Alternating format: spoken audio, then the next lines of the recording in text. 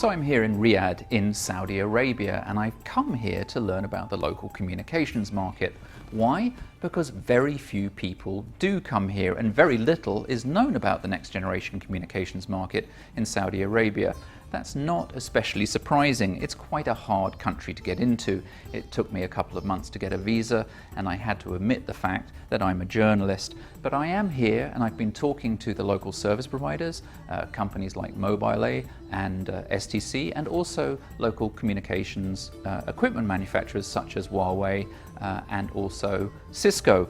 And I've been both impressed and surprised by what I've seen. And I've learned a few interesting things. For one thing, Saudi is social. In fact, it's one of the most social media heavy users in terms of its population per capita usage of social media on the planet. It's #1 in terms of YouTube downloads.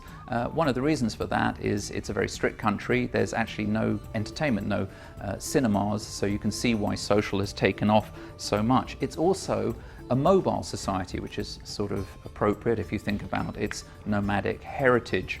Another reason why there's so much mobile technology here is the terrestrial infrastructure is pretty poor. It's actually a very tough country to build terrestrial networks. It's obviously very sandy, it's incredibly hot, temperatures going up to an astonishing 52 degrees. What this means is that Saudi Arabia has actually leapfrogged a lot of the traditional terrestrial communications technology and gone straight into advanced mobile technology. According to STC, an astonishing 85% of the population here has access to a 4G network. Saudis also love a bit of new technology. I was talking to another STC executive, and he told me that he thought there was a 99% chance that a Saudi service provider would buy 99% of new technology. And what that means is that when 5G is available, it's going to be available here first, probably more than in any other country in the world. This is also now, and this is a new thing, a hyper-competitive market. There are multiple service providers, but they're all suffering from the same problem.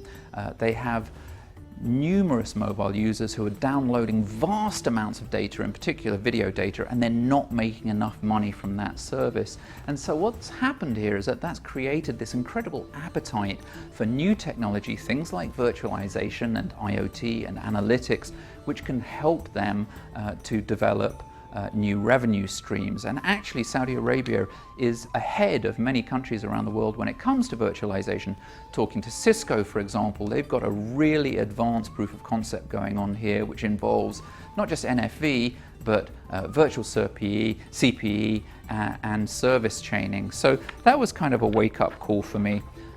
Another thing which was surprising to me was obviously the cultural shock here. Saudi Arabia is very different to any country that I've ever visited before. Security is an issue here. My hotel, for example, is guarded by armored cars with machine guns. But what I've also noticed is that the people are all unanimously incredibly friendly and polite and efficient and helpful. Of course, I've only met men. I haven't seen any women at any of the companies that I've been visiting here, and that's also a religious and cultural factor. Do I have issues with that? Yes, of course I do, but I'm also not going to be the ugly American who's going to come here and pontificate about cultural values which have been developed over the last several thousand years.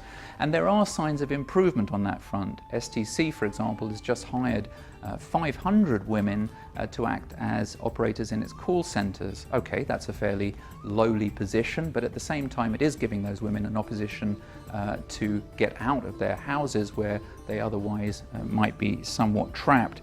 So what I've really seen here is that there's an incredible amount of technology happening in Saudi Arabia, and this is something that I see every time I go to another country, whether it was Chile or Rwanda or India or parts of Eastern Europe. I always realize that there's so much more going on outside of North America that we're not hearing about.